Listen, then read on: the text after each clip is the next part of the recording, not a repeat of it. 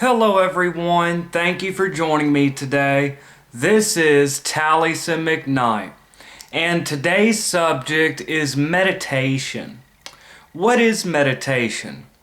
Meditation is the stilling of thought. It is focused attention, focusing upon one thing, and stilling the mind. Meditation is really important in a number of different religions, mystical systems, different traditions. Meditation is central to Buddhism. Buddhism is about dissolving the ego, breaking away from craving and aversion, and reaching enlightenment, reaching reality. And Buddhism has the belief in reincarnation, the wheel of rebirth. And if you could reach enlightenment, then this ends the wheel of rebirth. Meditation is also central to the practice of yoga. And it's central to Hinduism in general. Hinduism, much like Buddhism, Buddhism sprang from Hinduism, has a belief in the wheel of rebirth and obtaining what is called moksha. Moksha is liberation. Meditation is also used within different forms of practical occultism. So it's not just Eastern philosophy. It's also important in the Kabbalah. It's important in Wicca. It's important in the practice of ceremonial magic. So it also is very important in Western systems as well. So meditation is about silencing your thoughts. It's about stilling your thought. And this is about reaching enlightenment, silencing your thoughts. So you focus on one thing. It's the focus upon one thing and silencing your mind. If people could actually control their thoughts, then it would be a little easier to actually control themselves. And also, we're always daydreaming about the future, thinking about the past, thinking about an argument that you had with a coworker, or maybe you're thinking about something that your girlfriend said. So, while we're daydreaming and thinking about all these things, we lose the present moment. And this is partially about breaking down your own conditioning, about breaking away from your own illusory thought processes, and being in the present, being in the now, looking at the world as it really is, without all this daydreaming in there. If you can control your thought, then you can control your mind, you can control yourself. So you gain self-mastery, which is really important. And so anyways, how do you meditate? How do you do it? In Buddhism, it's really popular in samadhi meditation to just focus on your breath, going in and out of your nostrils. So you just close your eyes and focus on your own breath, coming in and out of your nose, just focusing on your breath. And other thoughts will enter, and you just allow your thoughts to pass through like a cloud, and just bring your attention right back to your breath. Just focus on your breathing, and try to silence your thought and just focus on your breath.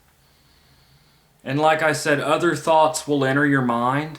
Eventually you're going to start daydreaming or whatever. Just shut that up and bring your attention right back to your breath. And that's a very simple meditation, really popular within Buddhism. Some people may focus on their third eye and just silence all other thought. You could draw a dot on a piece of paper, and it's that simple, y'all. Draw a dot on a piece of paper and you just stare at this dot and you silence all other thought. You just focus on this dot. And it's really hard to control your thoughts and mind. So eventually other thoughts are going to enter in. You just bring your attention right back to this dot. Some people might use a candle flame, and they may just stare at the flame and try to silence all other thoughts and just stare at the flame.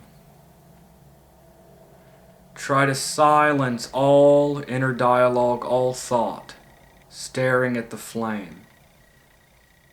And when other thoughts enter in, you just bring your attention right back to the flame. Some people like to use a mandala. Tarot meditations, really popular. You take a tarot card, you focus on all the details of the image, and then you recreate this in your mind. Or a symbol. It could be a circle, a triangle, a crescent moon. So you just focus on this one image and silence all thought. Now, again, this is important because it helps to break down our inner dialogue, where we lose touch with reality because we're always daydreaming in this inner dialogue. Another thing is it silences your thought, so you're gaining power over your own thoughts, gaining power over your mind. If you can do that, you can master yourself. Now, this is also important because there's the idea that if you could silence your conscious mind, if you could silence your thought, silence your inner dialogue, then your inner self or higher self could come to the surface, and you may get an important message, something from your inner self, this deeper part of your consciousness below your everyday conscious mind. Now, this is a trance. A trance is just when you're absorbed in one thing and the outside world shuts off and you're focused on one thing absorbed and your mind is basically silenced. This is a trance. Now, the only difference between this and hypnosis, it's the same state as hypnosis. The difference is that in hypnosis, you use this state to give yourself suggestions, such as I'm successful, whatever the case may be. Meditation by itself is to gain self-mastery, reach enlightenment, all of that. Hypnosis takes that same state of mind and you repeat a suggestion. I'm successful, or, I hate cigarettes, or whatever you're trying to do. So even though meditation is different, hypnosis uses this same altered state of focused attention in order to program your mind. This is also important for magic, according to different magical systems. Now, meditation is its own thing. I'm not blending them together into a New Age soup. But other traditions have found other uses for meditation. So hypnosis uses the same state. In magic, you focus on one thing, and one point in this is very important. Aleister Crowley finds it really important. It's important in Wicca to focus your mind, to be able to imprint your energy with that thought or desire, to raise energy and release it. And in Wicca, this is called a cone of power. So, if you look in the Complete Book of Witchcraft, I don't know, it's a pretty good book. It's popular. I don't agree with the history part, which is rubbish. And even though the history's rubbish, it still has positive things. It talks about raising a cone of power, and anyways, Wiccan religion, different traditions use this. If you could focus your thought on one thing, that's important when you're doing a working, such as a candle spell, whatever in magic, you focus on one thing. And you don't want your mind drifting all over the place when you're doing magic. You want to focus on one thing, one goal. And this is important. Now, in a future video, I'll talk about how to raise energy and print it with a desire and release it. Okay, so the control of thought is important in magic. This same state is used for hypnosis, hypnotherapy. So there are different uses for meditation. It's really important to have this in your practice, whether you're into magic or whether you're a mystic or if you're Buddhist or whatever the case may be. You're into the Kabbalah and union with God, whatever your purpose. Whether it's enlightenment, mystical union, magic, not just spell work and magic, but invocation.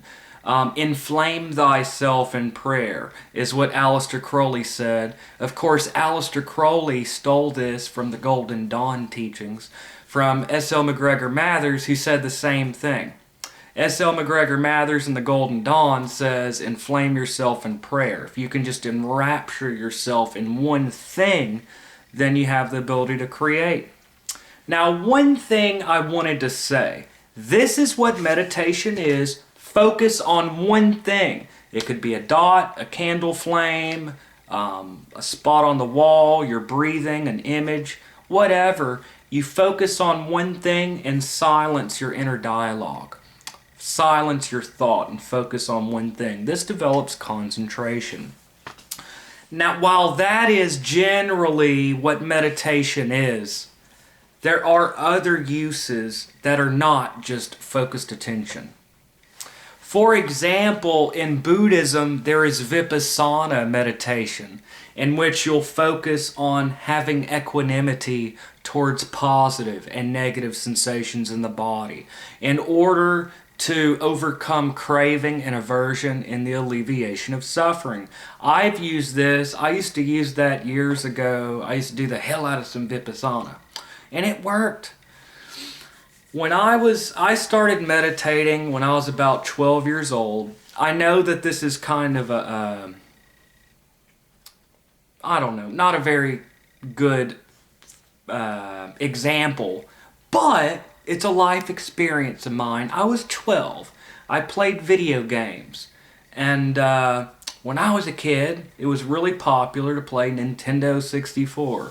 And there was Mario Kart. And I would get so upset. I mean, I would run into something, I'd be like, shit, damn it. I would get like really irate at the game. I'd be like, really upset. I'm just saying, this is a real life experience I had. Now, I did this Vipassana thing. I would meditate for hours and hours.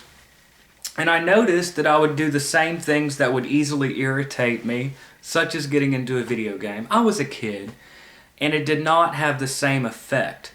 So it's really good to get things to not pull on your emotions so easily. Vipassana. But that's an example where it's not just focused attention. You're using it a different way. Another thing is the loving kindness meditation. Now, while that may sound really new agey, it's actually traditional Buddhist meditation. I'm not real big into Eastern teachings. I mostly deal with Western systems, but I've studied Buddhism a little bit. Loving kindness meditation is important for developing compassion. You'll focus on someone you love, and you try to feel a feeling of love for them.